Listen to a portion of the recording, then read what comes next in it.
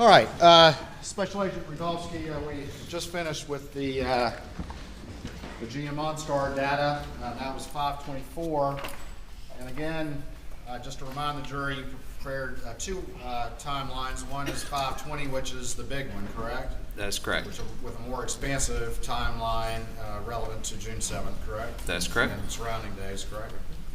And then this one, which is 519, which is a condensed version of this that focuses just on the hours, evening hours of the day of the murders, correct? That is correct. All right.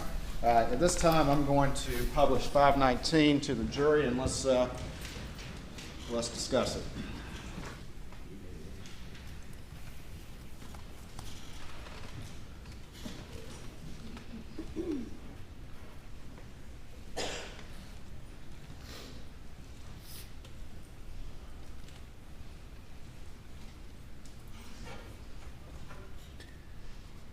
All right, just real quick, I want to go through this opening page, and this is the condensed one, 519, is that correct, up on the screen? That is correct.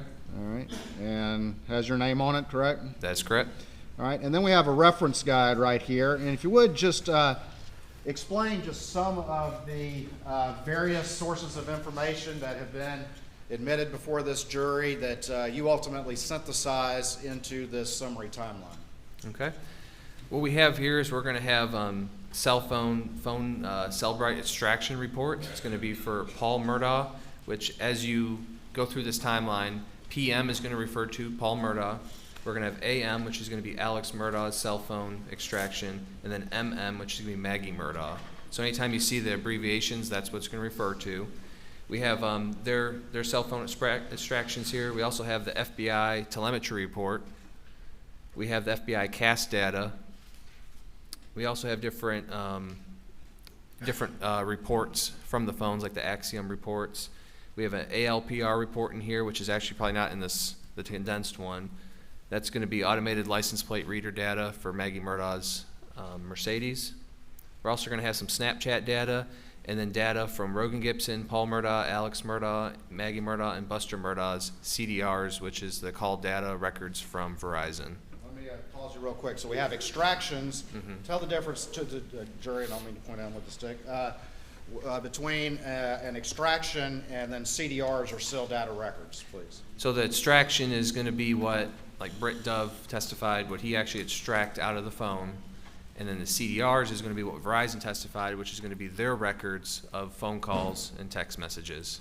So two separate data sources from two separate entities.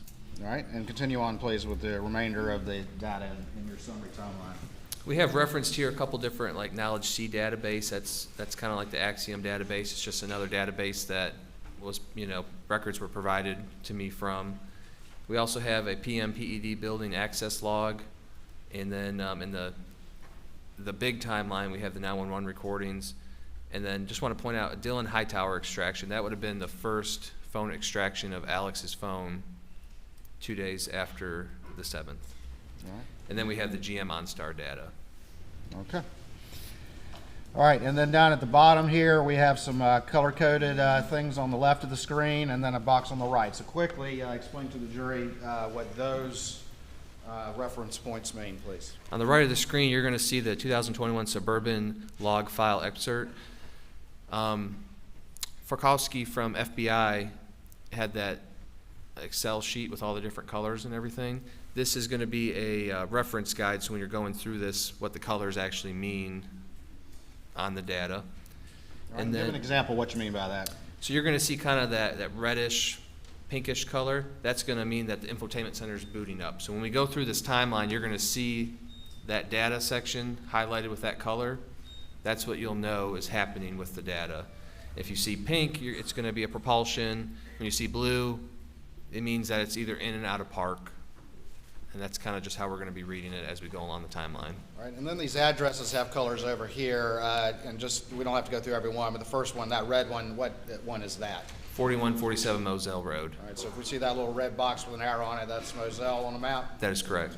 And then the green is what? It's going to be Almeda, the Almeda property. We'll talk about the others as we go through. All right. All right, let's start moving through it.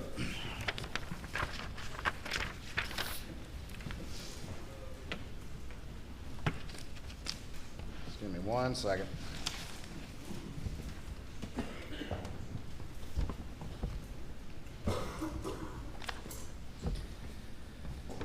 All right, all right, so this timeline, this condensed timeline begins roughly when?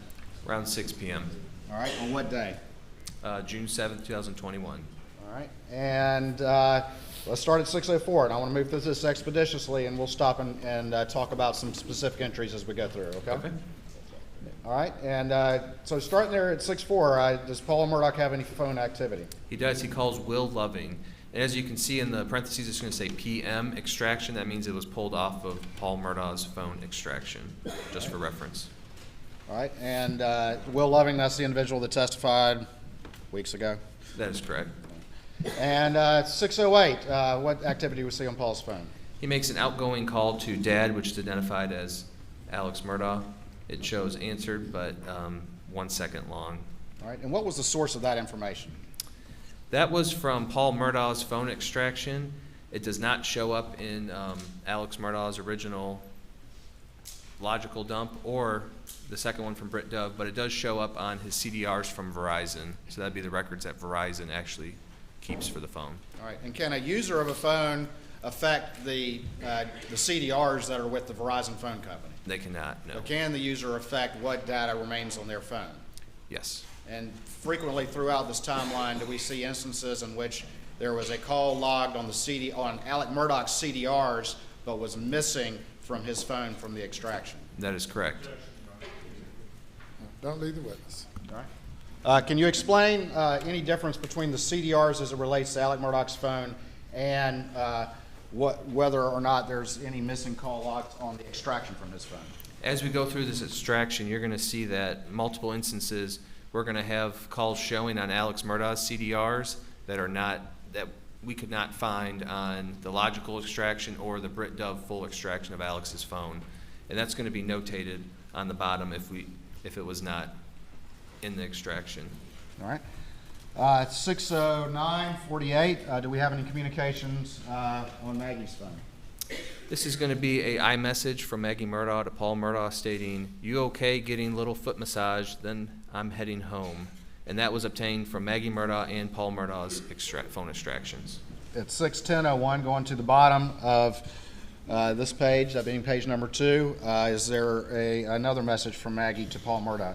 This is also going to be an iMessage to Paul stating, "Love you and Blanca cooked you dinner." Moving on to page 3. And what does this reflect right here? This is going to be from FBI agent Matt Wild. This is going to be from his report.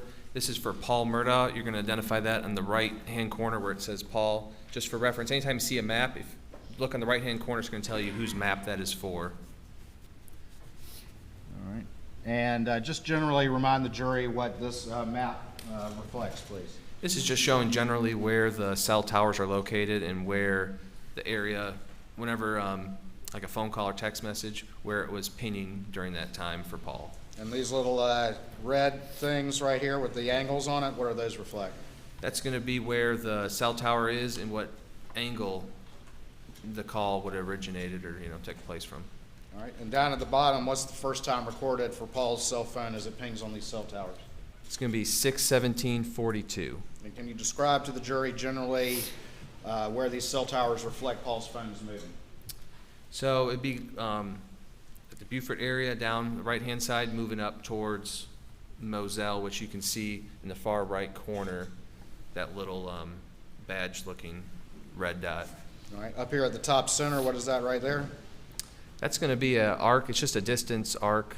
But the red dot, what is that? The red dot, that's going to be 4147 Moselle Road. All right.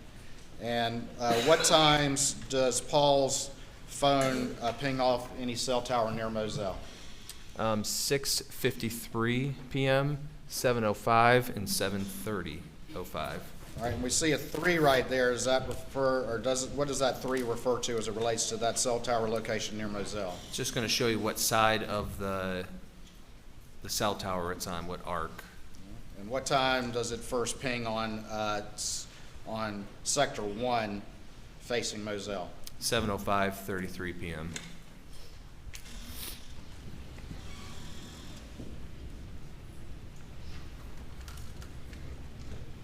All right, moving to continuing on page 3, we have a time reference at 6:20:53. Can you explain to the jury what, if anything, that indicates? We have Maggie Murdaugh. She received a phone call from Proctor Marion. That's how it showed up in her phone. Through the phone number, it's actually Marion Proctor. That's just how it relays in the phone. And it shows rejected. All right, and after that, what, if any, communications were there? Right after that, at 6:21:28, Maggie Murdaugh sends a text message to Marion stating, "Can't talk, getting food massage, we'll call you back." That was from her phone extraction. Moving on to 6:23, are there any communications with Maggie and Paul? There are. Paul sends a message to his mom at 6:23:27 stating, "What did she make?" And then Maggie replies back shortly after saying, "Country fried steak and mac and cheese." Below that, we have a orange and blue box. What does that represent? So this is going to be from the FBI telemetry data from that Excel spreadsheet that's already into evidence. And this is just showing with that color coordination I talked about earlier. The orange is going to show a system startup. And from previous testimony, that could be, unlocking a car, locking it, getting in close range with the key fob, opening up the rear hatch. Just something that makes, when you get in your car, you kind of hear that noise before you start it up, the telemetry. It's just inner workings, anything could really cause it. Well, I'm asking you, going back to that map, the incident location at Moselle where Paul and Maggie were found murdered, what county is that in? That's going to be Colleton County. And then if you look, we have the pink, which is going to kind of show propulsion, and then blue, which is going to show some kind of shift in the vehicle transmission. All right, down to the bottom, 624, what is that? 624.2, that shows from the FBI report, telemetry report, that the Suburban shows a device connection. That would be Alex Murdaugh's phone? That'd be correct.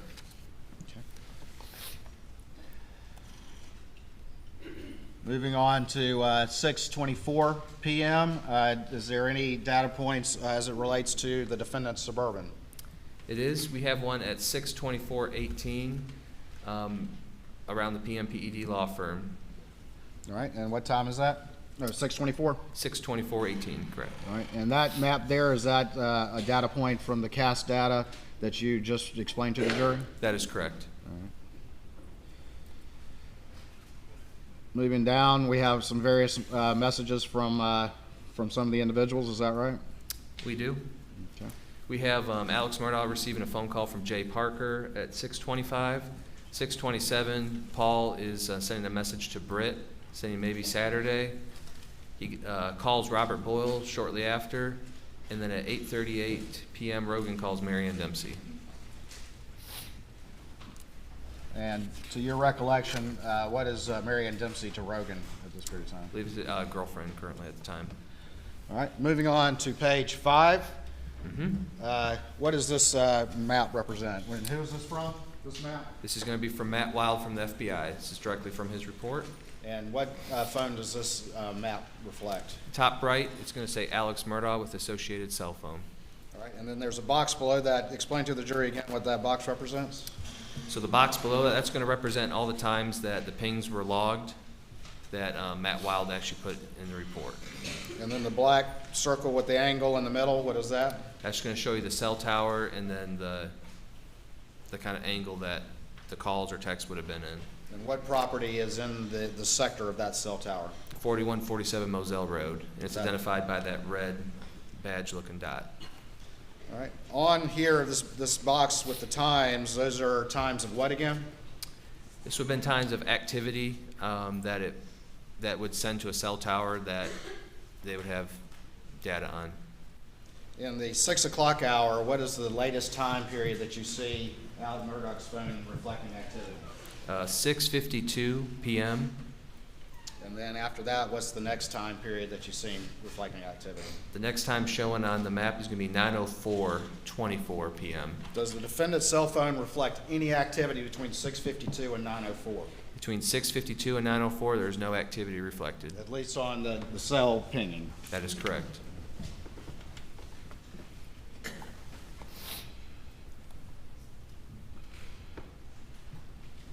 All right, at 6:40:01, what activity, if any, is reflected?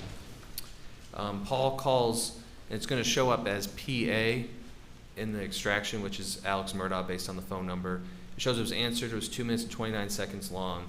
This call also does not show up in the phone extractions for Alex Murdaugh, just on his CDRs. It was in the defendant's CDRs? That is correct. All right. And it was also in Paul's phone. It shows the phone call. 6:42, and what if anything's reflected? We have a Suburban device connection to iPhone from the FBI report at 6:42:48, and at 6:42:54, we show the Suburban arrives at 4147 Moselle Road based on the GM OnStar data. All right, and going on to page 6, is that your CAS map reflecting that data point you just described? That is correct. It's going to be the 6:42:54 data point. And what happens at that moment?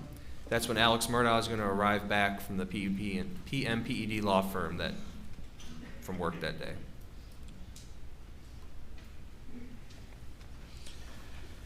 All right, moving on. 6:43:50, what if any activity do you see? It shows that Maggie Murdaugh's phone had a missed call from PA, which is Alex Murdaugh. It shows missed, but also it shows up in Alex Murdaugh's CDRs, but does not show up in either one of the phone extractions.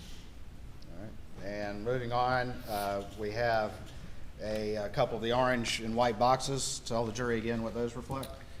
So these are just going to reflect some kind of system boot up. Doesn't mean the car moved or did anything. It just means that door was opened. It just something triggered the car to kind of do a little internal boot up from previous testimony. At 6:53:44, what if any activity do you see? Paul Murdaugh calls John Marvin. It shows 1 minute and 42 seconds long, and that's based off of Paul's phone extraction. So your understanding, when you see those times of the call lengths, does that also include connection time as well? It does. Based on previous testimony from Verizon, that could include how long it takes to get the actual network connected. All right, and then at the 7 o'clock hour, what if any communications are on Paul's phone? So Paul sends a text message to Claude CB Rowe saying, "Are you coming tomorrow?" And then shortly after, he sends another text saying, "Sunflowers died. We need to plow them under ASAP." And that was based off his phone extraction. Moving on now to page 7. Do we have some activity at 7:02:29? We do. Maggie Murdaugh calls Alex Murdaugh. It shows 2 seconds, and this also does not show on Alex Murdaugh's extraction. It shows on his CDRs, and it also shows on Maggie's phone that Maggie called Alex, but does not show on Alex's phone that call was there. Missing from his phone, though, correct? That is correct. All right. Missing in the call log of the phone. All right, 7:03 to 7:11. What, if anything, is reflected on Alex's phone? His phone's showing approximately 165 steps taken during that time frame. And then what happens at 7:04? 704, through the catch data database, it shows that Paul Murdaugh is at the residence of 4147 Moselle Road. Does Maggie's phone reflect any activity as we move on to the 7:04 time period? Her phone showed that between 7:04 and 8:17, her phone it showed a Bluetooth connection to MBUX 95224, which is her Mercedes-Benz. And so anytime we see MBUX 95224, what, if anything, does that represent? That's going to reflect her Mercedes-Benz. MB for Mercedes-Benz? That is correct. All right. Moving on, at 7:05, does Maggie call anyone? She does. She calls Marion at 7:05:13. It shows answered 7 seconds. At 7:05:55, is there any reflection of the communication between Alec and Maggie Murdaugh? There is. Alex sends a message to, in his phone, it's Maggie May, stating, "Paul said you were getting a petty. Call when you done." That's from the that's from the extraction. Moving on, do we have any communications between Maggie and Paul during this time period? At 7:05:32, we have Maggie calling Paul. It shows answered 1 minute and 31 seconds. And then does Maggie attempt to call Marion again? That's correct. And I'm sorry, that would be at the bottom of the screen. Yep, that'd be Right the now. 70749. Maggie Murdaugh calls Marion. And when it says Marion, it's Marion Proctor. All right, moving on to page 8, we have another map. Can you generally explain what this represents to the jury, please? So in the top right-hand corner, we have Maggie Murdaugh with the associated phone number. We have 2 points, 4147 Moselle Road in the red, and the green's going to be the Almeida property. When you're looking at this map, number 1's going to be closer to Charleston, and it's working its way. Maggie is working her way towards Moselle in this map. All right, and the first time period you see on dot number, this numbered 1, It's going to be 7:07:49 and p.m. the latest time period you see on the dot that's numbered 5. That is correct. That's going to be in the Walterboro area. It's going to be 7:50:20. 7:50:20 is going to be the latest dot, and that's in the Walterboro area.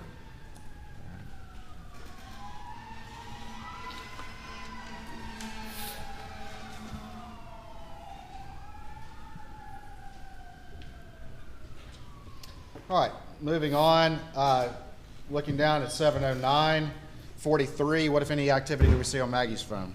Maggie calls her mom. It shows answered 8 minutes and 17 seconds long. Would that be Ms. Brandstetter? That is correct. We have an orange box. Tell the jury that quickly, please. So that's just showing a system boot up. Could have been getting close to the Suburban, unlocking it, locking it, opening up a door, or it could just be some kind of internal components based on previous testimony from the FBI. After that, we have 2 entries. Can you tell the jury what those 2 entries are, the time periods, and what they represent, please? Yep. So the next 2 entries is going to be 7:14:13 to 7:22:19. It's going to be Paul Murdaugh's iPhone showing approximately 208 steps traveled during that time period. And the one below it's going to be 7:15:35 to 7:21:52.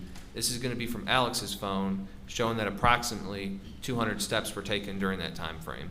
So we have 208 steps taken from Paul during his time frame, and then Alex is around 200 steps traveled. And both those time periods for those steps for Alec and Paul, are those generally roughly the same? Generally the same. Consistent? That's correct. 7:18:44, what if any activity do you see? Alex Murdaugh sends a text message to CB Rowe saying, "Call me, please." Going now to page 9. At the top, those 2 entries, again, explain those 2 entries to the jury. So the first entry is going to be Paul Murdaugh's iPhone from 7:25:03 to 7:34:47, and it's showing 139 steps taken during that time period. This is approximate. 7:28:35 to 7:37:11 is going to be Alex Murdaugh's iPhone, showing approximately 47 steps traveled during that time period.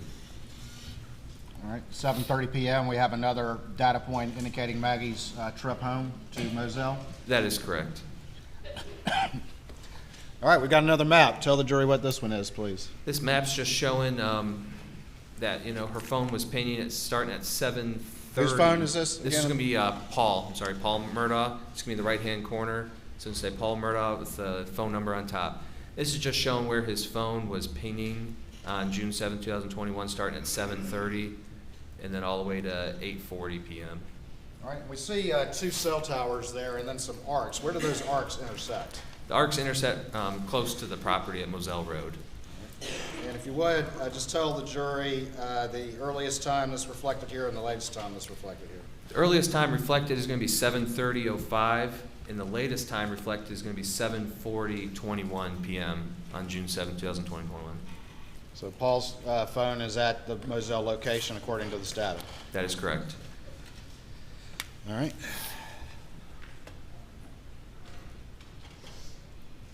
Bottom of page 9. Do we have any communications between Maggie and Marion Proctor? We do. At 7:31:13 p.m., we show a call from Maggie to Marion at 7:39, which is the length of the call. 7 minutes and 39 seconds. That's correct. Does that include connection time as well? It does. Do we have any step data on Paul's phone in a time period around this time? Paul's phone shows between 7:35:10 and 7:41:43 It shows roughly around 171 steps traveled during that time frame. 737 and 738, do we see any activity on Paul's phone with some of his friends? Yeah, Paul receives a Snapchat message from Michelle Beck stating, BC, I have short-term memory loss, and that was based off his phone extraction. And then Paul Murdaugh receives an iMessage from Megan Kimbrell stating, Paul.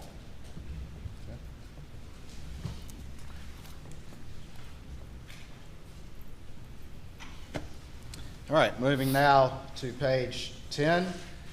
Going to 739.55. Can you tell the jury what that data point reflects on your summary timeline? So from earlier testimony, you've seen this this video. This is just a thumbnail picture, and this is when it's showing it was created in Paul Murdaugh's phone.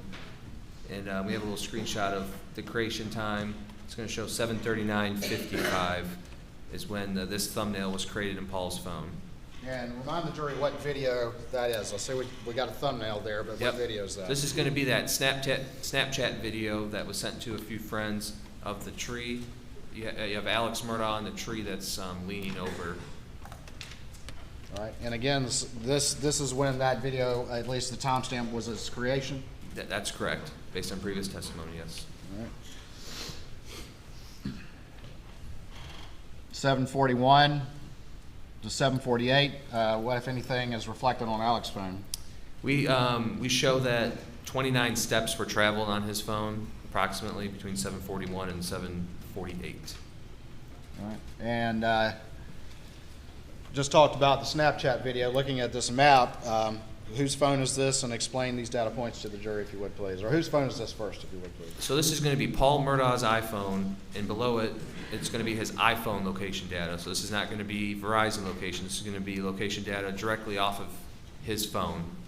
So this is GPS data that's more specific? That is correct.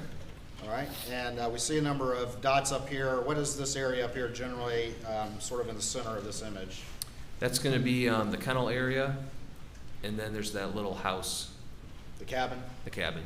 All right, and what time periods in that upper box do we see GPS data on Paul's phone up there in the kennel cabin area? We're seeing between 7:45 and 7:54 is location data for that Is area. 754 or 756? 7:56, sorry, it's hard to see. All right. And then we have two data points at the bottom. Mhm. Is that, where is generally that on the property? That's going to be what previous testimony talked about, like a dove field.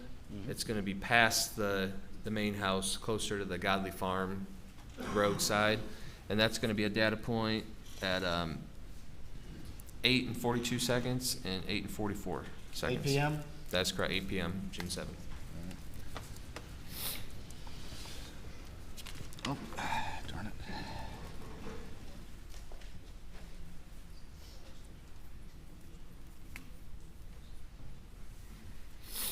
And then down at the bottom of page 10, is there any step data on Paul's phone? There is. It shows approximately 89 steps traveled From during what time periods? 7:45 p.m. to 7:55. Moving on to page 11, we have a map. Tell the jury whose phone that is and what that data point is, please. So this is going to be Maggie Murdaugh's phone. This is going to be Verizon location data. And what we see here is the tower and then the arc of the tower. This is going to be in the Walterboro area. The time is 7:50:03 p.m. All right, and moving down, we're starting to see some references, and there's a little battery symbol on the side. What does that represent? So that's going to represent battery life. So right here, this is going to be at 7:52:28. It's going to show Paul Murdaugh's iPhone battery at 7%. And in your review generally of Paul's cell phone data, was it generally consistent for him to continue to use his phone even if he had a low battery life on it? That's correct. All right. And is that also consistent with the testimony from David Grubbs from yesterday or the day Previous before? testimony, yes. All right, below that, 7:55 time period, we have two entries. Can you explain those two entries to the jury and how they relate to each other, if anything? So 7:55:44 to 8:05:28, we have Paul Murdaugh's iPhone showing approximately 262 steps traveled. And a close time frame from 7:55:32 to 8:05:07, we show Alex's iPhone traveling approximately 270 steps during that time period. And then at 7:56, what is reflected as it relates to that Snapchat video? This is when the Snapchat video referencing Alex Murdaugh would have been sent through Paul's Snapchat account to his friends, based on previous testimony. And it was created, you already testified to this, but it was created when? I believe 7:39:55. And it was sent out to his friends when? At 7:56 p.m.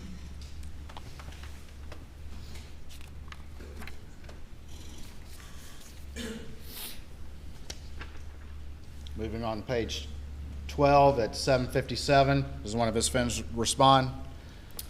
Yes, he receives a Snapchat message from Brian Murdaugh Oops, sorry. stating, "Damn, man, needs some straps, oh it." All right. Now we're moving into the 8 p.m. hour on June 7th, 2021, is that correct? That is correct. All right, we have a map here. First of all, in the right corner, whose phone is this? This is going to be Paul Murdaugh's phone. This is going to be his iPhone location data. And starting up at the, it's sort of the top center, more to the right. Where does that location generally? That's going to be the little cabin on the property. All right. And what is the data point? What's the time on that data point up there? I believe it says 8:06:20 p.m. All right. And then we see the dots sort of moving down. And in what direction are they generally moving? That's moving towards the main house on the property. All right. And then down at the bottom of the screen, at what time do we see that data point stop at the main residence? 8:14. What's the first data point then? 8:08:45 and then 8:14. Paul's at the main PM. residence at what time? First? 8:08:45 p.m.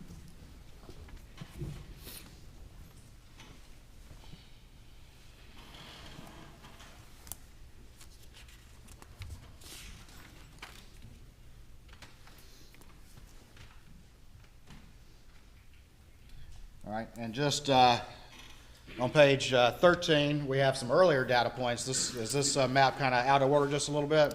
It is. So this is just going to be earlier data points at 8:05:14 and 8:04:45, just showing some location data from his iPhone. All right.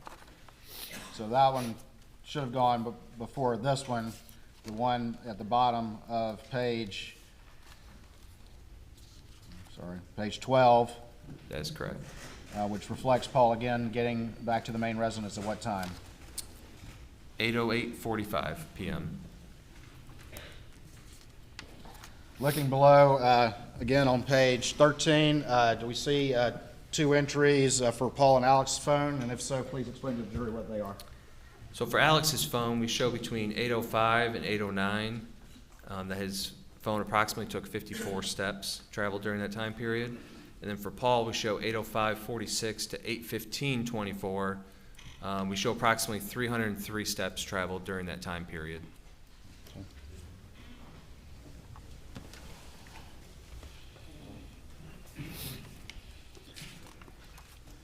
Moving on to page 14, do we see that same map again of Paul's phone reflecting him arriving at the residence at 8:08? 8:08:45, correct. And then still pinging there at what time, at the bottom time? 8:14 p.m. All right. Again, at 8:07, what if anything do we see?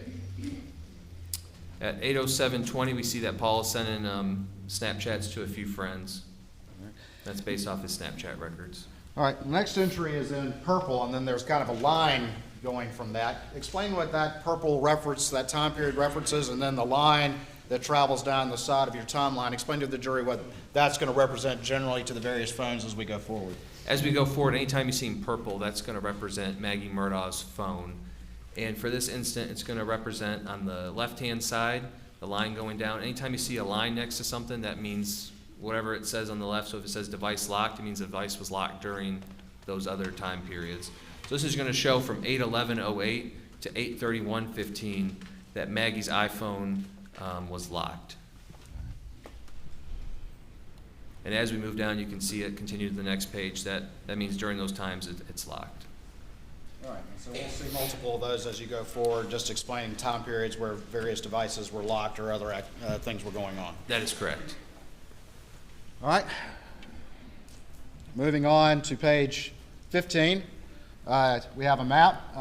Explain to the jury whose phone this is and what it represents. So this is going to be for CB Row, and this is a overview map. You can see Augusta, the North Augusta area, and it's showing the sector and the tower that it's pinging off of at 7/13/15 in the North Augusta area. You say 7/13 or 8/13? I'm sorry, 8/13/15. All right. So CB Rowe's phone is pinging over here, way over here in Augusta. Is that right? That is correct.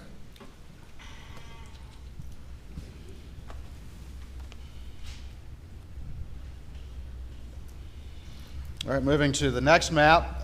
Whose phone is this? If you could tell whose phone this is, and then what data points you see on this particular map. So this is going to be Paul Murdaugh's iPhone location data, so it's going to be separate from like Verizon location data.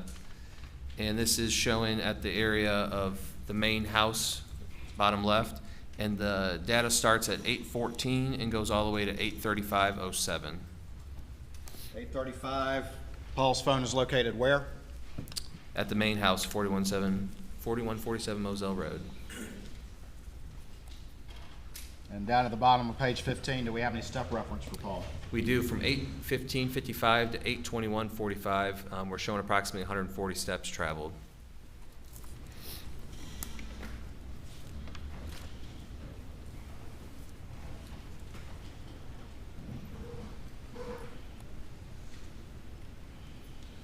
Paul arrived back at the residence about 8:08, you testified, is that correct? That is correct. At 8:17 and 14 seconds, what, if anything, do you see on Maggie's phone? So it's highlighted purple in reference to Maggie. It's going to show that her phone ended at the connection to the Mercedes-Benz, which is the MBUX 95224. It shows that it's unplugged.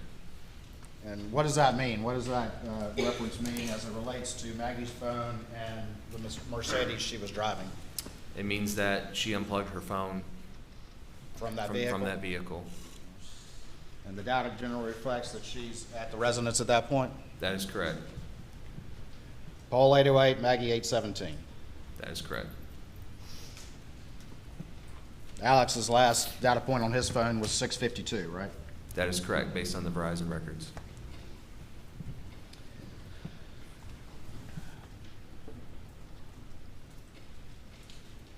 We have at 8:17:44 p.m., do we have a battery reference for Paul? We do. It shows that his iPhone was at 4% battery life at that time. As we continue forward, do we see Paul continue to use his phone? We do. At 8:17 to 8:18, what, if anything, do we see on Maggie's phone? We're showing approximately 38 steps taken during that time frame.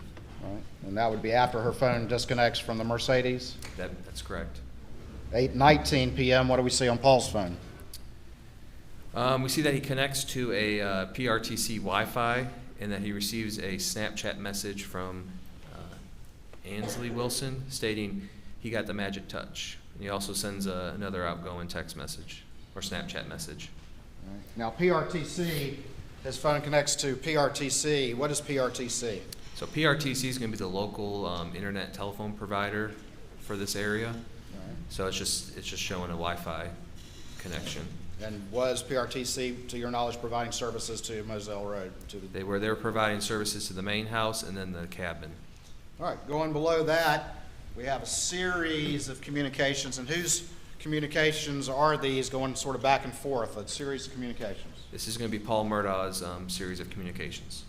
All right. And I'm not going to read each one or have you read each one, but are these generally communications going back and forth with his friends? That is correct.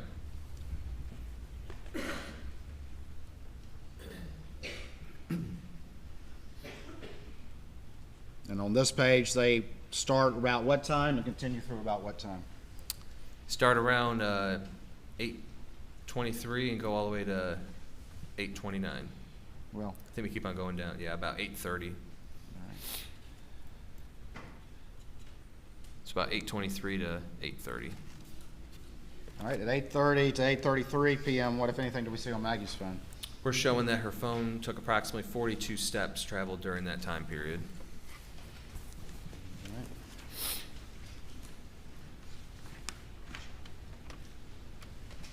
And that starts at what time that Maggie's phone starts reflecting steps? 8:30 p.m. About 8:30. Going on to the next page, page 17.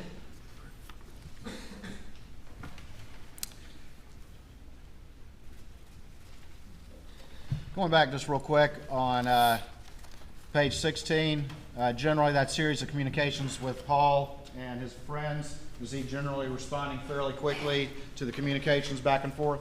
He is either, it's their Snapchat and iMessages. He's responding and using those two applications very frequently.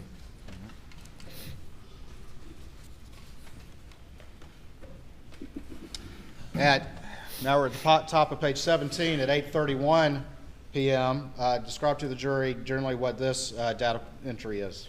So this is going to be a group message from John Marvin Murdaugh. He's talking about how they're planning to go visit their dad tomorrow and asking if anyone else is going. Listed here, everyone that's in that group message. And that's generally a number of family members? That is correct. And the dad they're referring to is who? It's going to be Alex's dad. Mr. Randolph? That is correct. And based on your knowledge of the investigation, he had a turn for the worst health-wise around this time? That is correct. All right, well, let's talk about that very quickly. Did the defendant receive, or did his phone receive that text? His phone and Maggie's phone both received the text message. And did the defendant ever read that text, according to the phone at least? According to the phone, it was not read until the following day, 6/8 of 21 at 1:44:49 p.m. And that text came in at what time? 8:31 on the dot. And did Maggie read that text right away, at least according to the phone, her phone? She did not. All right. And when did her phone finally read that text? Around 8:49:26. What time? 8:49:26 is when Maggie read that text.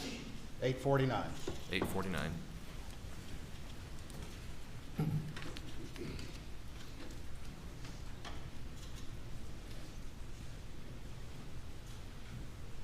At 8:31, what, if any, entry do we see?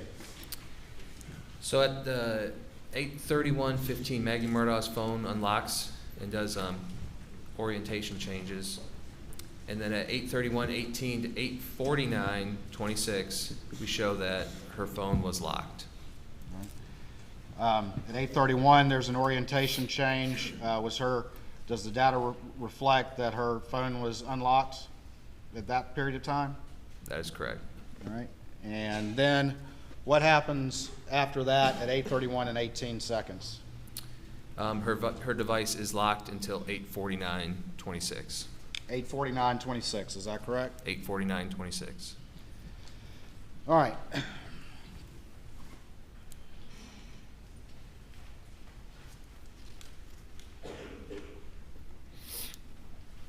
At 8:32:25, we have an entry in green and then a line going down. Can you explain to the jury those time periods and what, if any, significance they have? So green is going to reflect Paul Murdaugh. Anytime you see green, it's going to be Paul, and purple is going to be Maggie. That's reflecting that his iPhone moved approximately 283 steps during that time period. So on the left-hand side, as we go down, and you're going to see other data entry points, if you see the green next to it, that means that those steps are being traveled during that time frame. And now we have a map. Whose phone is that? This is also going to be Paul Murdaugh's, and this is going to be his iPhone location data. All right, and where is that iPhone location data located? That's going to be at the kennel area of the property. All right, and tell me the time periods that he is at the kennels at this point in time. At this point in time, he's at the kennels at 8:38:07 p.m., 8:44:53, 8:44:55, and 8:44:56.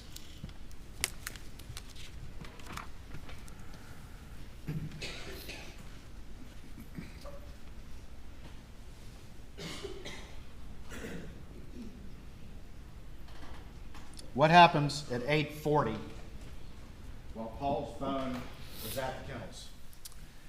Paul calls Rogan Gibson. It shows answered for 4 minutes and 14 seconds. Starting at what time? 8:40:20. And if you have about a 4-minute call, what time does that end? 8:44.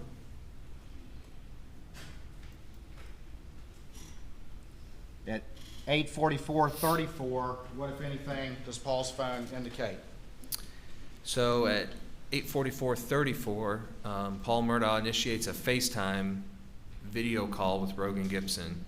It shows answered 11 seconds long. And that's based off of Paul and Rogan's information. And then at 8:44:55, what does it reflect on Paul's phone? This is when this video was extracted and created through Paul's phone, which shows Alex, Maggie, and, well, you can hear Alex, Maggie, and Paul in the background. That's the kennel video at 8:44. That's a kennel video that's been in previous testimony, correct?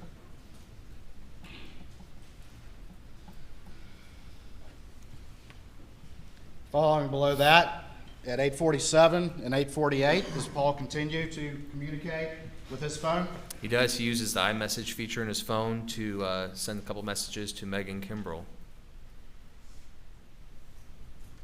And it looks like it's based off of movie recommendations.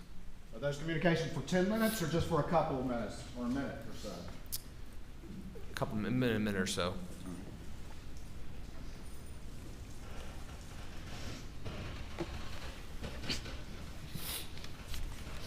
Going to the top of page 19. Mm-hmm. What time do we see there? 8:48:29. All right. And what's going on? What's Paul doing? He's receiving a message from Megan, and we have some backlight on data at 8:48:56. All right. And the next entry, tell me the time periods for that entry. 8:48:58 to 8:49:01. All right. And what happens there? Paul Murdaugh's phone that's the last time that it was unlocked, Ever? ever.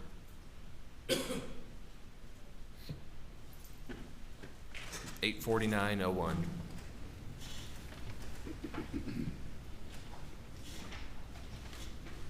And the next activity that we'll see on Paul's phone occurred when? We have a backlight off from 8:49 to Going back to 8:48 to 8:49:01, you said that was when Paul's phone was last unlocked? That is correct.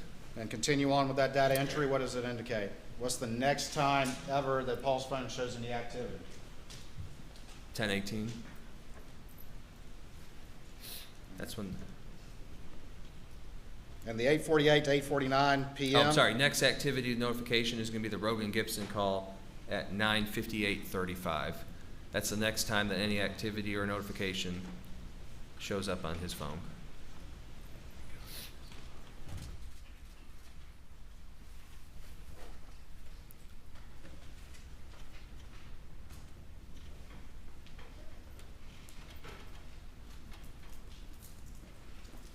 Looking at this entry with the green line on the right side, what are those time periods there, and what do they represent starting at 8:49:01? Starting at 8:49:01 to 10:34:23, Paul's phone shows device locked. Was it ever open again until it died at 10:34:23? It was not. 8:49:01 is the last time before that Paul had ever unlocked his phone. That is correct.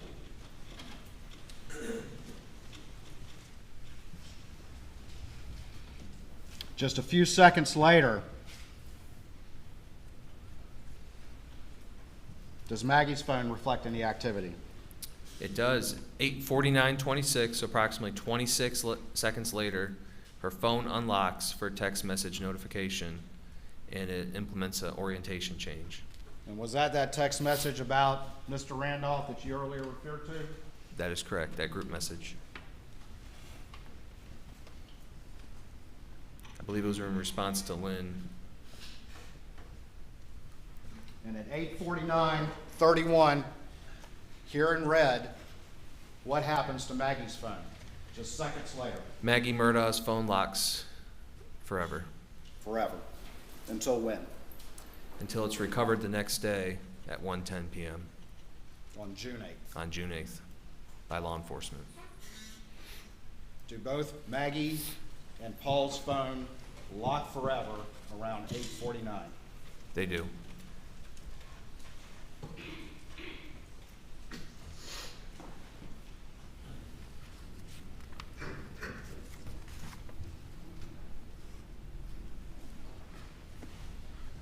At 8:49:35, does Paul's phone receive a text from anyone? It does. It receives a text from Brogan Gibson. And what does that text say? See if you can get a good picture of it. Mary Ann, referring to his girlfriend, wants to send it to a girl we know that's a vet. Tell him to sit and stay, and he shouldn't move around too much. That shows unread. You never read that. Never read it. According to the investigation, is that the conversation that Paul and Rogan were actively engaged in starting at 8:40? That is correct. The kennel video was at what time? 8:44. And then the defendant repeatedly denied that he was ever at those kennels with the victims just minutes before their phones go silent forever. Objection. Basis for the objection. Leading. It's leading. Don't leave the witness. Restate the question. Did the defendant repeatedly deny ever being at the kennels at that Yes. time period? Yes, he did. Various interviews with law enforcement. And was that kennel video, what time was that kennel video? 8:44. And what time did Paul and Maggie's phones go silent forever? Eight. Answered it several times. Objection is overruled. 8:49 is when their phones went silent forever.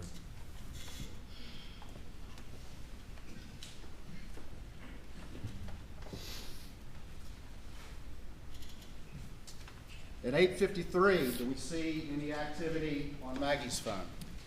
We do. At this time, as you can see to the right, her phone is locked, but we do see that 59 steps were traveled over the period of 8:53 to 8:55. And that just means the phone was moving, correct? That is correct. Do we see some orientation changes as well? We do. Between 8:53:08 and 8:55:32, we see various orientation changes, which would indicate that someone has the phone based on previous testimony.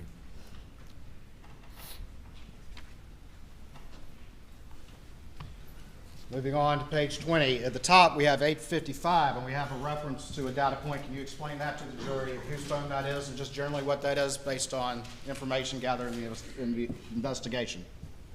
8:55:48? 8:55:48, yes, sir. That's just a internal application running in the background for Maggie Murdaugh's phone. It's just the iPhones will take a random snapshot of what's going on in the phone. So that's just reflecting that there was some, behind the scenes stuff happening in her phone. It's not saying that someone was actively using it.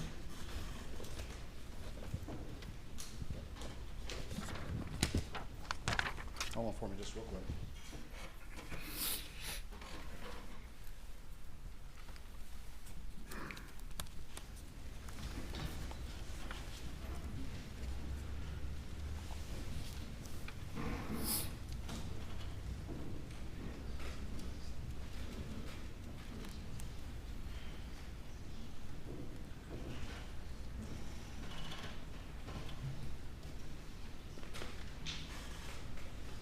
Right here at the bottom of page 13, we have a reference to step data on Alex's phone.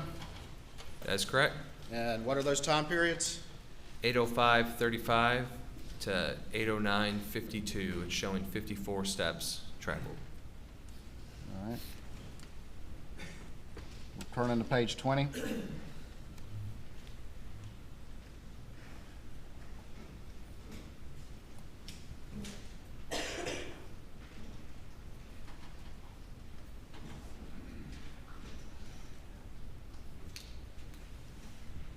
What suddenly happens to Alex's phone around 9:02? Pretty much wakes up And what data point is reflected? from 9:02:18 p.m. to 9:06:47. It shows 283 steps traveled. And how long? How many minutes, roughly? 5 minutes, 5-6 minutes. I'm going to show you what's been marked as Exhibit 521 to your testimony and see if you recognize that. I do. And tell me what that is, please. This is going to be a PACE spreadsheet for Paul Murdaugh, Maggie Murdaugh, and Alex Murdaugh that I created. All right. Your Honor, this time I would offer States 521 into evidence. No objection. Submit it.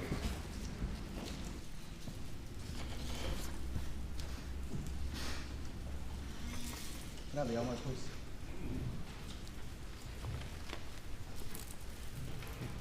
In general, if I could have the screen.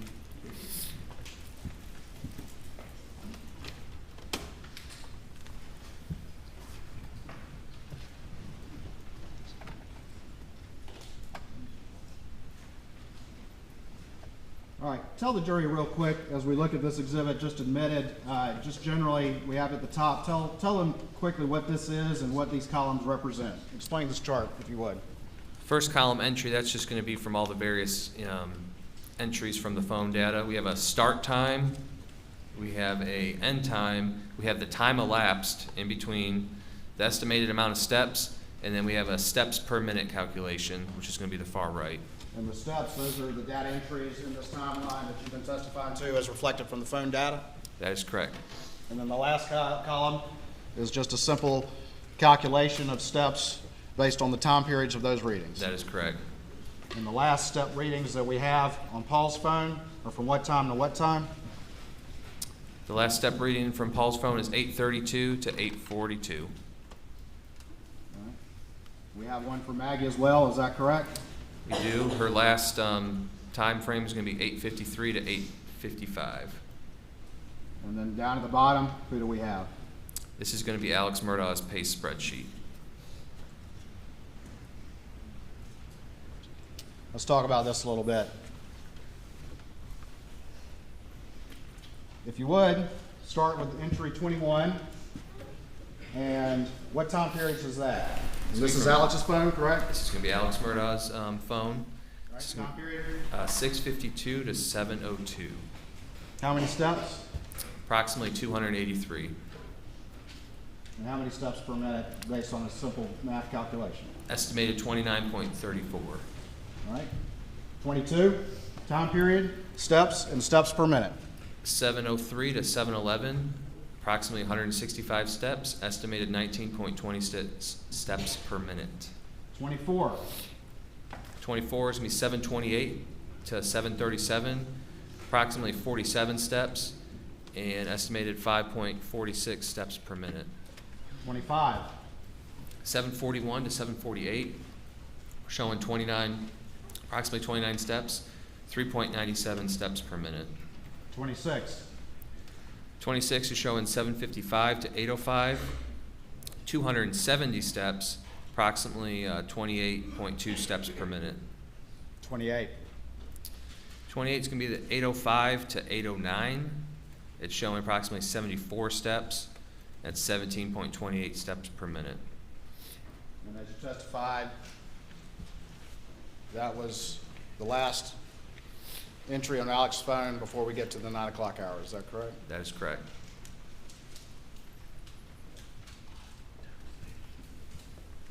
And what time was the video again? 8:44 p.m. Let's talk about 27. What's the time period there? Time period's going to be 9:02 to 9:06. How many steps? 283 steps, 70.75 steps per minute estimated. He was a busy guy right then, wasn't he? It appears.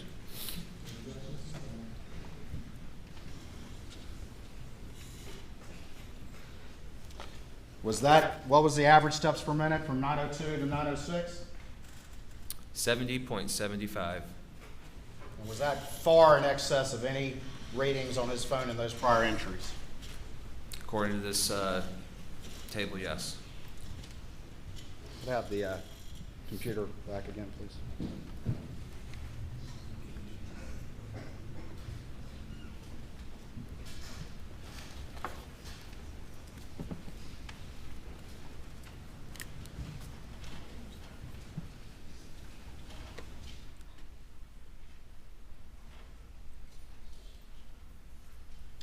We have a map here on Paul's phone. Tell me very quickly what that represents. We do. This is going to be based off of Verizon records for Paul Murdaugh, and it's showing 903.22 and 903.30, just showing what cell towers it was pinging off of. Again, is his phone still locked during this time? That is correct. Paul and Maggie's phones are still locked at this time. Bottom of page 20, we got a pink box. What does that reflect? That's from the FBI telemetry data, just showing a system startup with the telemetry system. On which It's gonna be, vehicle? Alex Murdaugh's 2021 Suburban.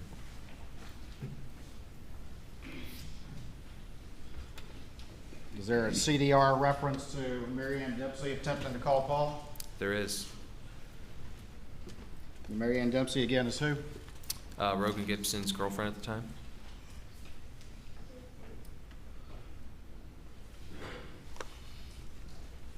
We have two entries after that. Can you explain those entries to the jury and tell the jury what those are, please? Yep. So at 9:03:52 to 9:04:23, Maggie Murdaugh's iPhone backlight is on. At 9:04:23, Alex Murdaugh calls Maggie Murdaugh, shows 18 seconds in his CDRs. This does not show on that Dylan Hightower first extraction or the second extraction. And it also shows missed on Maggie's phone extraction. That one's missing from Alex's phone, correct? That is correct. In the call log, it is missing.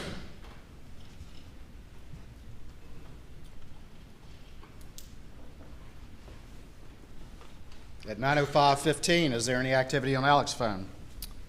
It shows that Alex Murdaugh calls Randolph Murdaugh, 18 seconds. Does not show on Dylan Hightower extraction or the second extraction, just on the CDRs. We have a pinkish box. What does that represent? Pinkish box is going to represent that system startup for the telemetry data for the 21 Suburban. At 9:06:12, what happens? Between 9:06:12 and 9:06:20, Maggie Murdaugh's phone implements orientation change from portrait to orientation sideways. That starts at 9:06:12. Yes, and it goes to 9:06:20. The orientation starts to change. What happens 2 seconds after that orientation starts to change? At 9:06:14, so that's 2 seconds afterwards, the phone receives an incoming call from Alex. Was that call on the call log when Dylan Hightower downloaded the defendant's phone? It was not.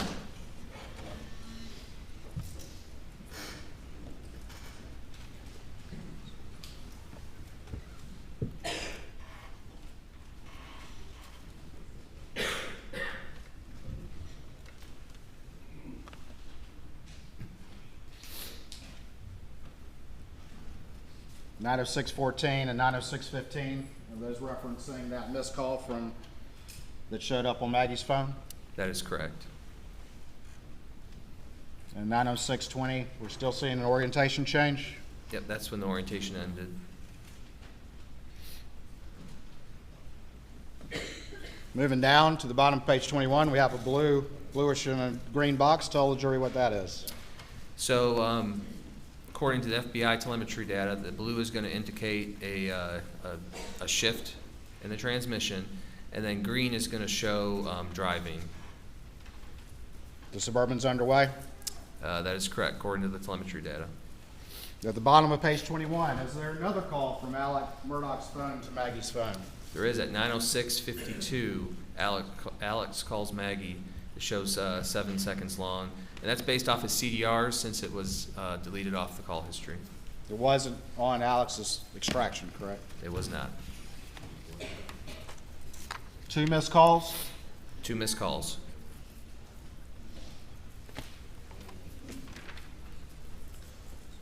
Moving to page 22, at the top, what, if anything, does Alex Murdaugh's phone show in relation to the Suburban? So it's just showing that, the device connected to the car. When you get in your car, your phone will pair. It's just showing a device connection to iPhone. And then the next entry, there's a time range there. Explain that time range to the jury and what that means. So starting at 9:07 and going till 9:44. 9 what? Sorry, 9:31:44. Her backlight is off. The backlight is off. That entire time period. That entire time period. It was on, but now for this time period from 9:07 to 9:31, it's going to show off. Going to this map, is that some of the cast data that you did, that you testified to the jury? It is. This is a previous slide that we had up. It's showing at 9:07:06. The Suburban is leaving 4147 Moselle Road. 2 calls to Maggie. Does the Suburban just take a quick right and go down this road right there to the kennels, or does it just continue straight on? It just continues straight on. Doesn't stop by the kennels for a second, does it? It, Does it stop by the kennels? his vehicle does not stop by the kennels. Keeps right on going. It's right on going to Moselle Road, makes a right.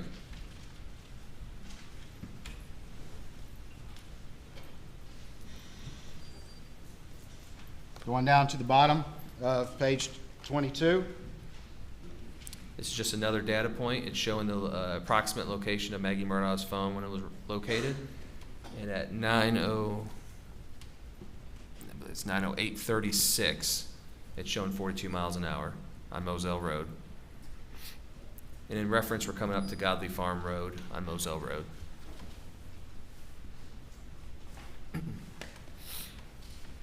This is at 9:08:36.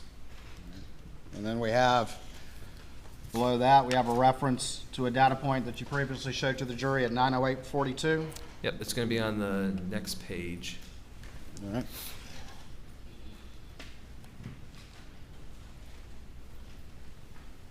It's going to be at 9:08:42, and it's showing approximate miles per hour of 45 in reference to where the phone was found the next day. And what's the speed on the defendant's vehicle at that point? 45 miles an hour. And is Maggie's backlight off during this time period, this entire time period? Her phone is locked, yes. And the backlight is off.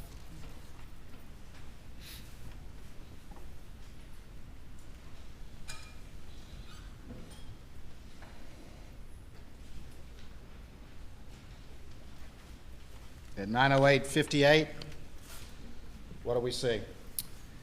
Alex Murdaugh sends a iMessage to Maggie stating, "Going to check on M, be right back." This shows unread in Maggie's phone.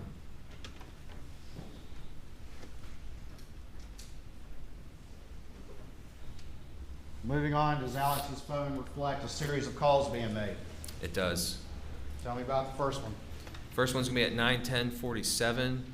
Alex calls Buster. It shows 60 seconds long. That's based off of CDR since it's not in his phone extractions. And that's again also missing from that entire series of events around the time of the murders that was not on Alex's extraction when it was downloaded. That is correct. It's not in the call log. I'll move on now. Been asked and answered.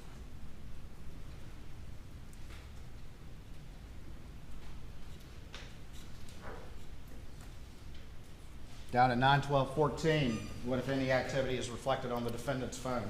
Alex Murdaugh calls Chris Wilson. It shows 42 seconds long. That's based off his CDRs because it's not in any of his phone extractions or call log. Includes connection time as well. It does.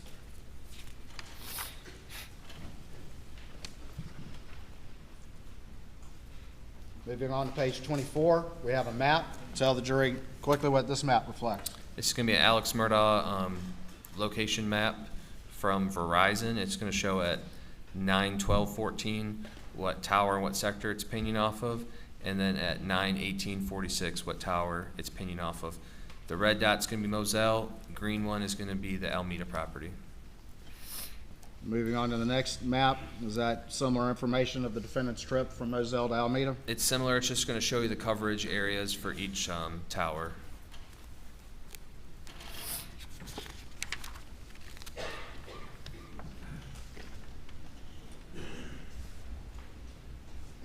And then on page 26, what does this map reflect? This is going to be Verizon records for CB Row. Far right, the little red dot, that's going to be Moselle. Blue dot is going to be CB Row's home in Brunson. This is just showing the cell tower data at the time frame of 9:14, 9:20, and 9:21 And? in 11:37 p.m. This is close to Fairfax, just for reference. He's pinging in the arc near his home over here in Fairfax, is that right? That is correct. The And home's where's gonna be Moselle? Moselle's going to be that red dot to the right.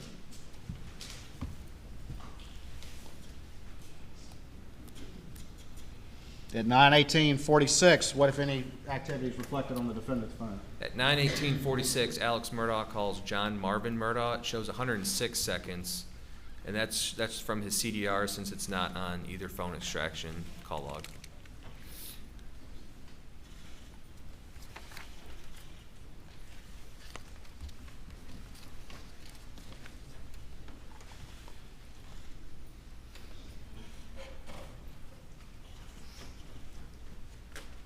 All right, we're on page 26 now. Tell the jury quickly what this map reflects. There's also going to be Verizon records from Alex Murdaugh's phone plotted. It's showing starting at 6:20:34 all the way to 9:46:35.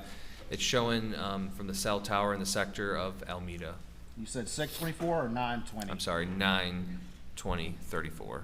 So roughly 20-minute period at Rough- Alameda? Roughly 20 minutes, correct.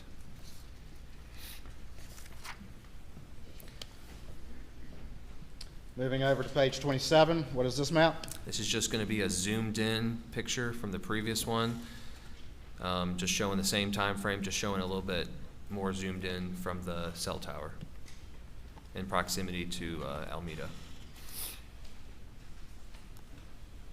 At 9:20:34, what if anything happens on the defendant's phone? At this time, Chris Wilson calls Alex at 9:20:34. It shows for 131 seconds, and we got this data from his CDR since it does not show on either one of his extractions. And during that time, Claude CB Row at 9:21:36 calls, but Alex does not answer it. And again, his phone was pinging back at his house in Fairfax at that time period, correct? That is correct. We see the blue and green box. Tell the jury what's happening with Alex's Suburban at this point. So at 21:22, which that's military time, it's going to be 9:22. Green is going to show vehicle movement, and blue is going to show transmission shifting. And telemetry is that data. consistent with the OnStar data at 9:22:49 of him arriving in Alameda? It is.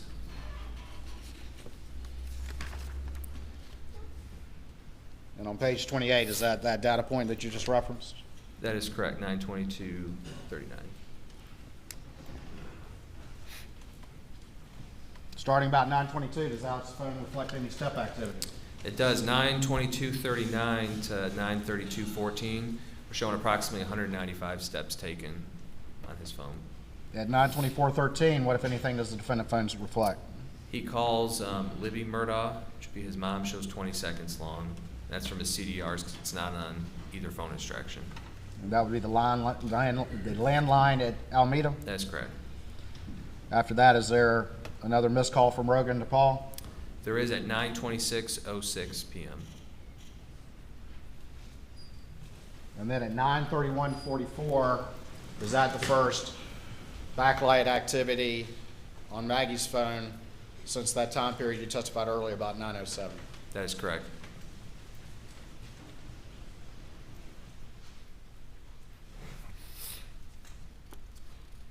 At 9:34, around that same time, is there any communication on Maggie's phone? around the time of that backlight activity? There is at 9:34:14, Rogan Gibson sends an iMessage to Maggie Murdaugh saying, tell Paul to call me. And that shows unread. Never read? Never read.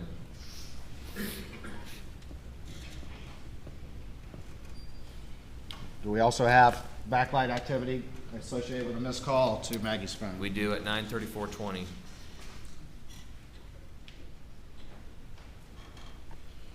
Up here at 9:34 to 9:36:20, it says Maggie Murdaugh's iPhone backlight. Is that backlight off? That's going to be backlight off. Just the off is missing from the words? That is correct. 9:35 to 9:45, 10-minute period. Is there any activity on Alex's phone? It's showing approximately 60 steps taken on his phone during that time frame. And also, as you see on the right-hand side, Paul and Maggie's phones are locked. It's referenced with the lines and the color coordination on the right-hand side.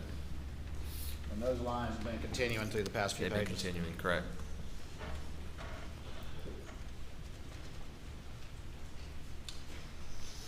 We have some orange and purple boxes. Quickly tell the jury what those are.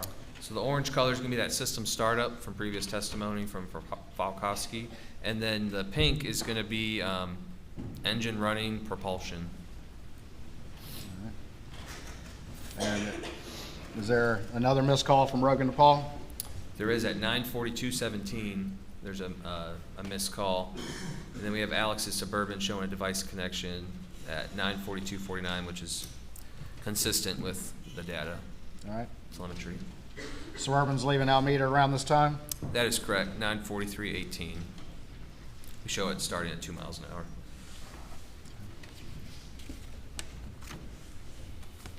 We have some additional telemetry consistent with him leaving. We do. Is there any activity on Maggie's phone at this point? So at 9:44:04 to 9:45:04, it shows that her backlight was off. And is there a missed call associated with that backlight activity or around the same time? Yes, Maggie Murdaugh received a call from, it's going to show as PA in the phone extraction, which is it's Alex's number, and it shows missed. And was that call missing from Alex's phone extraction? It was missing from both phone extractions.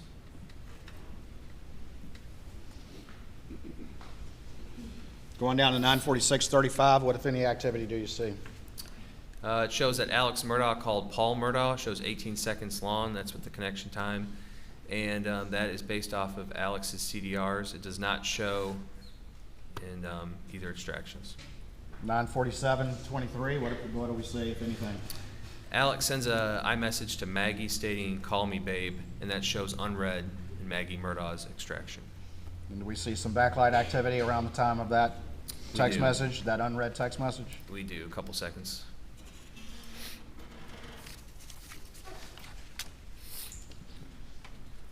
Do we have a map here? Just generally, what does this reflect? We do. This is going to reflect the coverage area of the cell tower between Moselle and Alameda. And this is whose phone? This is going to be Alex Murdaugh's phone. This is going to be his Verizon records, not location data from phone. Moving towards the direction of Moselle? That is correct.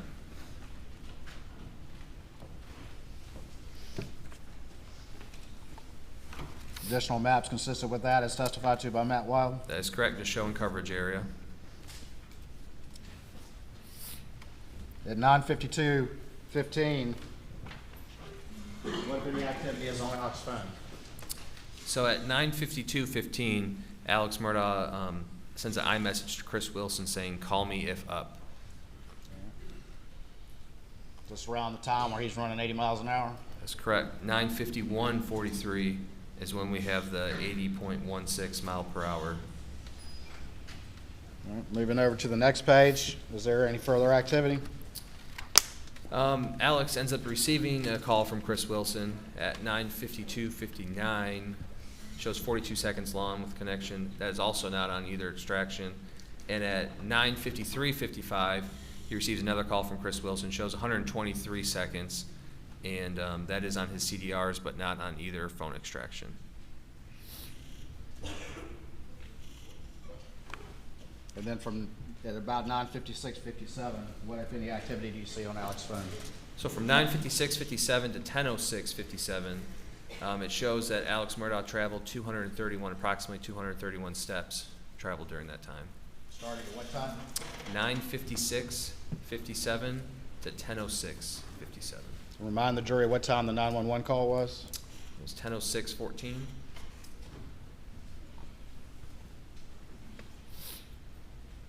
At 9:57 and 9:58, what activities reflected on Paul's records? So Rogan Gibson calls Paul Murdaugh, shows 4 seconds, and that's based off of CDRs.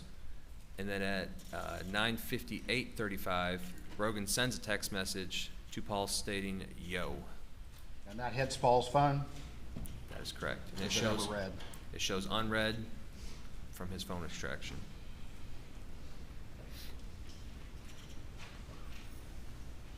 We have a bunch of green and blue boxes. Is this more telemetry data from the Suburban? This is, the green's gonna represent drives and blue is gonna represent some kind of gear shifting with the vehicle. Well, the GM OnStar data reflects what, about 10 on the dot? It reflects him pulling into the driveway at 4147 Moselle Road, the main entrance. And where did the Suburban go first? The Suburban went directly to the house, bottom left. It didn't go to the kennels first, it went to the house first? That is correct. And what time does it arrive at the house? Or what time right there in that map? That's what, the map at the top?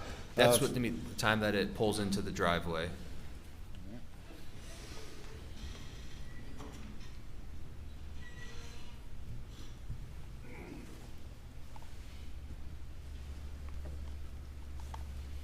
I'm sorry. 1 second.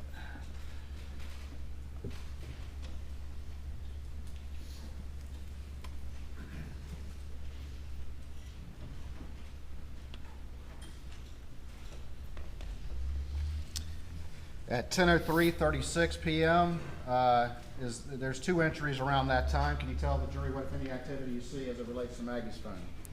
So Alex Murdaugh calls Maggie Murdaugh's phone at 10:03:58, and backlight is on associated with that.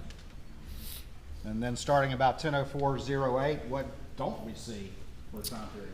So from 10:04:08 to 10:46:40, there is a gap in activity. I don't see any activity on Maggie's phone at all through the Knowledge C database.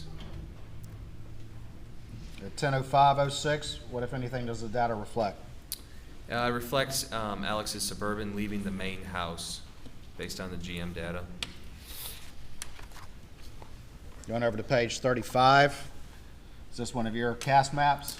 Yes, it is. It's 10:05:06, and it's showing the time the Suburban starts to leave down to the kennels. And going to the next map, what time is that? Next map's going to be 10:05:57. And what- That's the arrival time at the kennels. According to that GPS location data. Yes, sir, from GM and OnStar.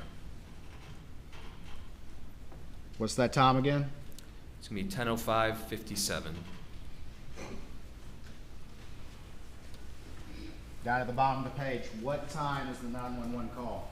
10:06:14.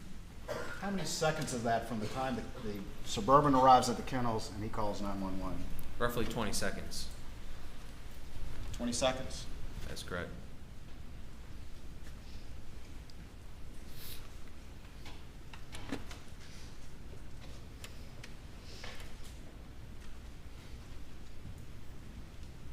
Do you recall the defendant's statements to law enforcement shortly after the crime? That he went over and checked the bodies and that sort of thing? I do. Lead the witness. What, if anything, in his statements to law enforcement did the defendant say about what he did when he arrived at the scene? The defendant stated that he went and checked on Paul and Maggie to check the bodies. And from the moment the Suburban arrived at the kennels, how long did it take for that 911 call to be made? Less than 20 seconds.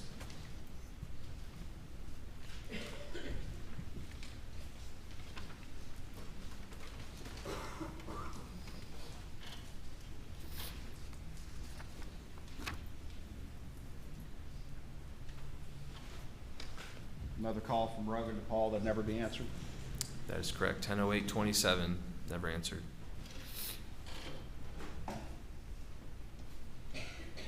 At 10:11:54, what happens? This is when Alex Murdaugh was on the 911 call, stated he was going to go get a gun. This was at 10:11:54. This is when the Suburban is showing leaving the kennels.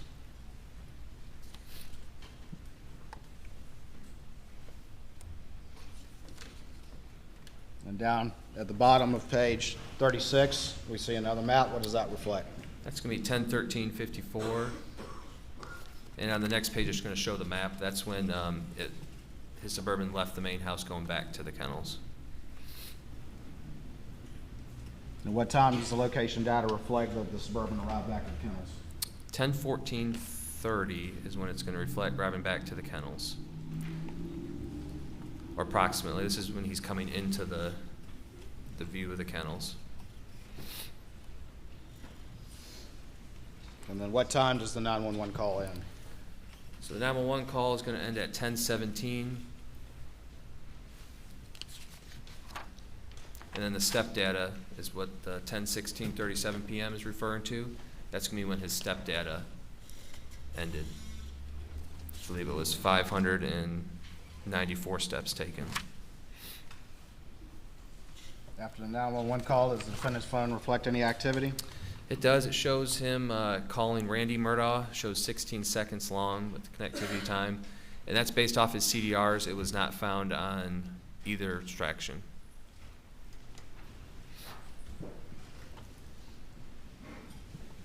And then also we have a 10:18 where he's sending a text message to Randy saying, please call me emergency. Is there step activity around this time on Alex's phone?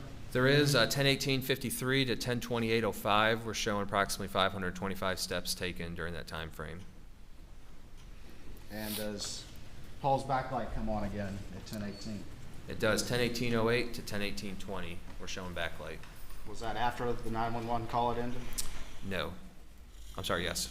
Yes, it was. Yes, it was. Yes, it was. So 10:17 is when the 911 call ended, and this would have been at 10:18:08. So this would have been right after. And the last text that hit Paul's phone was from whom? Rogan Gibson. I believe it said yo. Paul's phone still hitting, of course, at the kennel location. That is correct. This is going to be off of his iPhone location data. And where was Paul's phone found again, according to your knowledge of the investigation?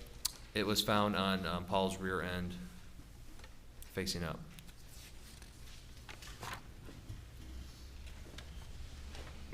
Top of page 39, we have a map. What does that reflect? This is going to reflect Verizon records for Alex Murdaugh, starting at 10:19 all the way to 11:18, and it's just showing the sector it was pinging off of, and that's in the area of Moselle Road. All right, and we have a range of times there from the 10-ish hour to the 11-ish hour PM with Alex phone being there. That is correct. Does Alex's phone reflect a couple of calls that were not on his extraction but in the CDRs? It does. To what people? It's going to be to Randy Murdaugh, John Marvin, and then Rogan Gibson, and then At 10 Christie. At 10:20:08, what, if any, activity does Paul's phone reflect? So Paul's phone shows a display on screen auto lock. It's been locked. It's just documenting a auto lock. Display on auto lock? Mm-hmm. And now, auto lock can be consistent with what, according to your understanding? According to my understanding is that auto lock could be, it doesn't recognize like a face, so it automatically locks, or it could be just hitting like on the iPhone, the power button on the side. And what was the last text that hit Paul's phone again? Who was it from? Rogan Gibson. And what does the defendant do just seconds later? Calls Rogan Gibson. Was that on the Dillon Hightower extraction? It was not on the Dillon Hightower extraction or the second one.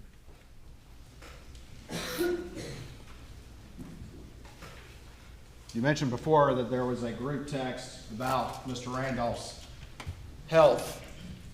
And when did the defendant finally read that text? The following day, so that'd be June 8th, 2021. At 10:22:09, was there a text that the defendant read?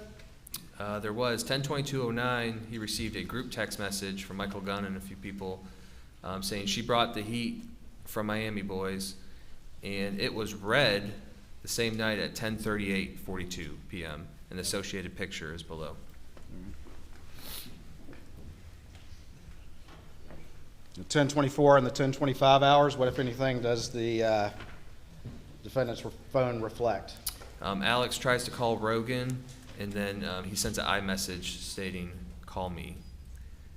And then he attempts to do a FaceTime, and this is going to be the first log that we see on his phone records is going to be this FaceTime call with Rogan on his extraction for the day of June 7th, 2021. Multiple attempts to contact Rogan. Huh? That's correct. And what time does law enforcement arrive on the scene? Approximately 10:25 is when the first deputy arrived on scene. 10:25? That's correct. We see step activity around this time on Alex's phone? We do. So we had a group of step activity end at 10:28:54, and then we had a new group start at 10:28:54 that goes to 10:37:27. It's showing 320 steps traveled approximately. And does the defendant's phone reflect any phone activity after that? It reflects at 10:29:17 a call to Randy that shows answered 42 seconds long. That's also not on the extraction. And then a FaceTime with Rogan at 10:30:31 that does show on the extraction. That was attempted FaceTime? That's correct. I believe in previous testimony, Rogan said he was asleep during the time. Moving on to page 41. This is going to be a Paul Murdaugh Verizon records. This is just going to show the the tower and then just the location, and you can see Moselle Road within it. This is a 10:34 time period.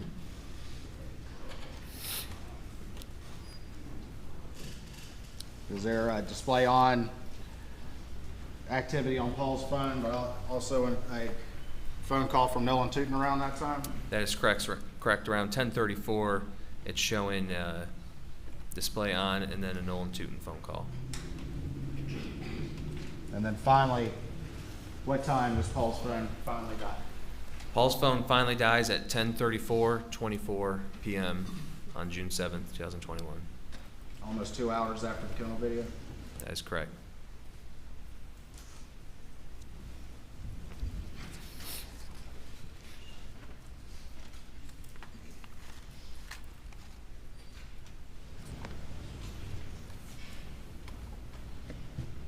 And Maggie's phone stays locked until when?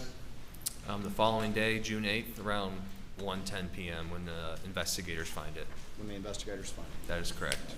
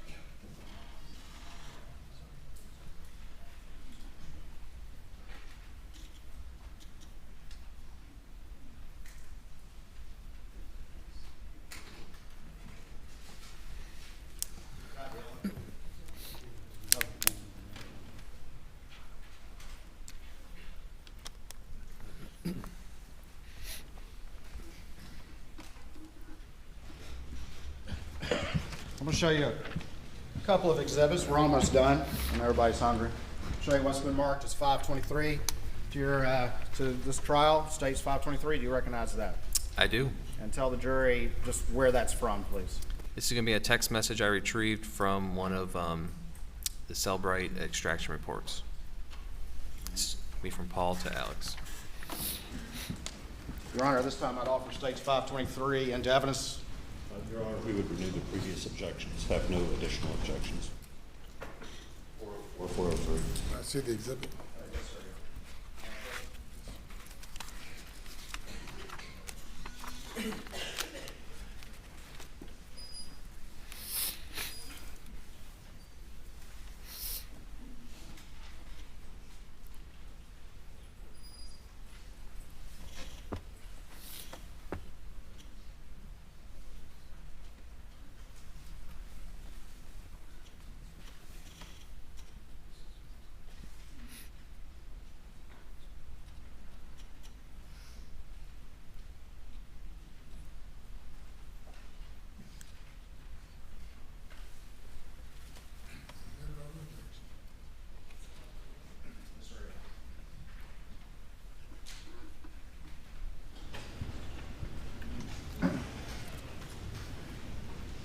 I'm going to show 523. And this is a text from which person to which person? So this is going to be from Paul Murdaugh, and it's going to be to, it says voicemail. That's going to refer to Alex, because this is obtained from his phone. It's going to be the owner. So that's going to be Paul to Alex.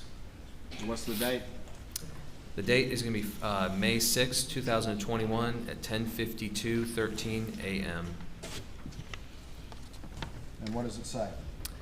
It says, I am still in EB because when you get here, we need to talk. Mom found several bags of pills in your computer bag. And this is again from Paul to Alex on May 6.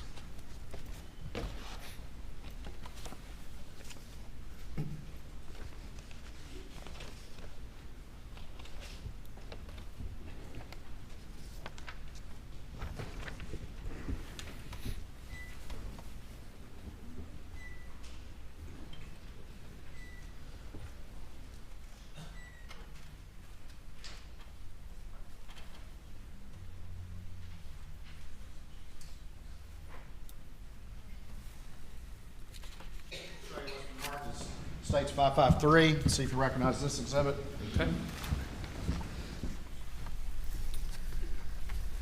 I do. Tell me what that is.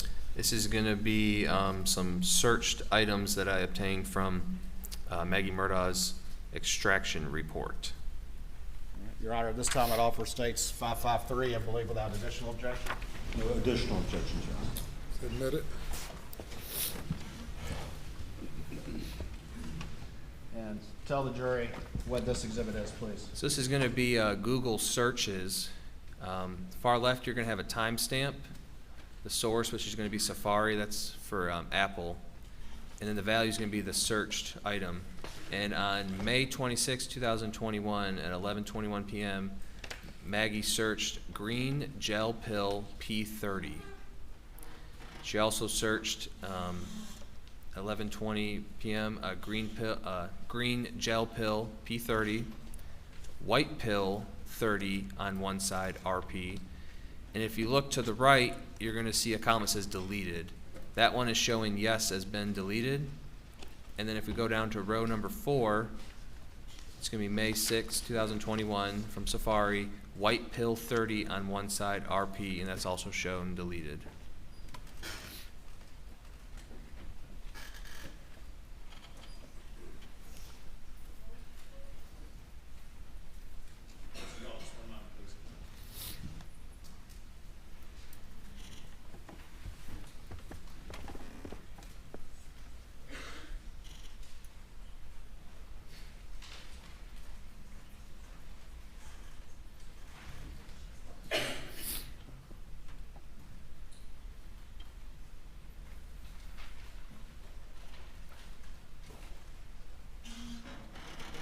Could you slide it down just a little bit? I just want to make sure there's not another entry.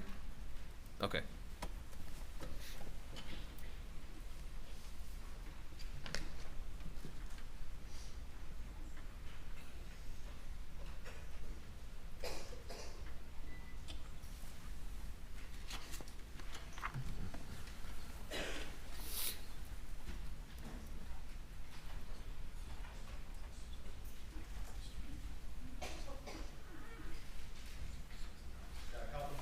Show you what's been worked with states 556 and see if you recognize this exhibit. I do. And tell just generally what is this? This is going to be a text message thread between Alex Murdaugh and Russell Lafitte. And at the time, where did Russell Lafitte work again, to your understanding? Palmetto State Bank. And Your Honor, this time I would offer states 556, I believe, without additional objection. No additional objections beyond the 403 and 404 objections previously ruled upon. See the exhibit. May I question, Your Honor?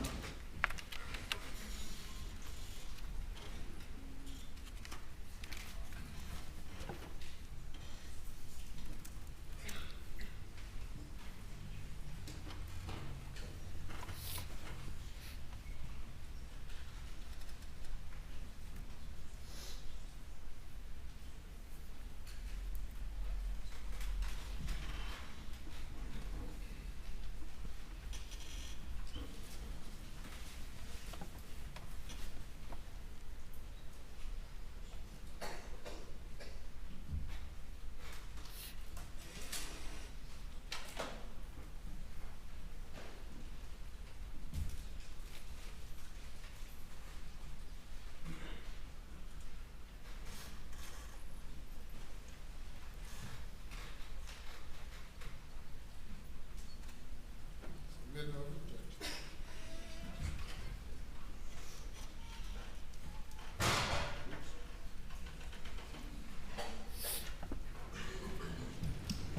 Right, I'm gonna put states 556 up on the screen. And again, tell the people on this text and the time and what it says. So this is going to be a text from voicemail, which is going to be Alex Murdaugh's phone, to Russell Lafitte. It was sent on June 3rd, 2021 at 3:22 p.m. This is from Alex stating, "I need to extend farm credit line another $600,000.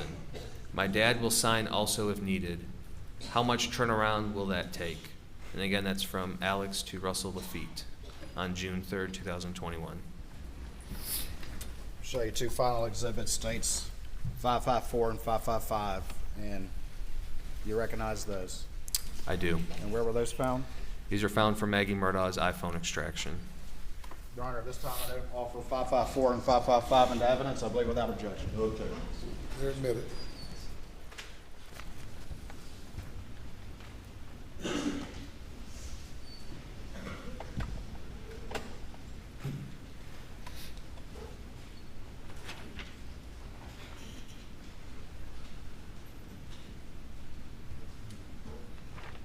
States 554, who is that? It's going to be Maggie Murdaugh and her sister.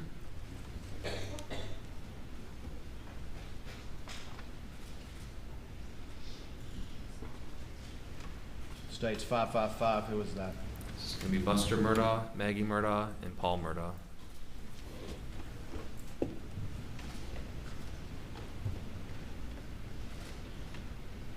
Thank you, Special Agent. Please answer any questions the defense may have.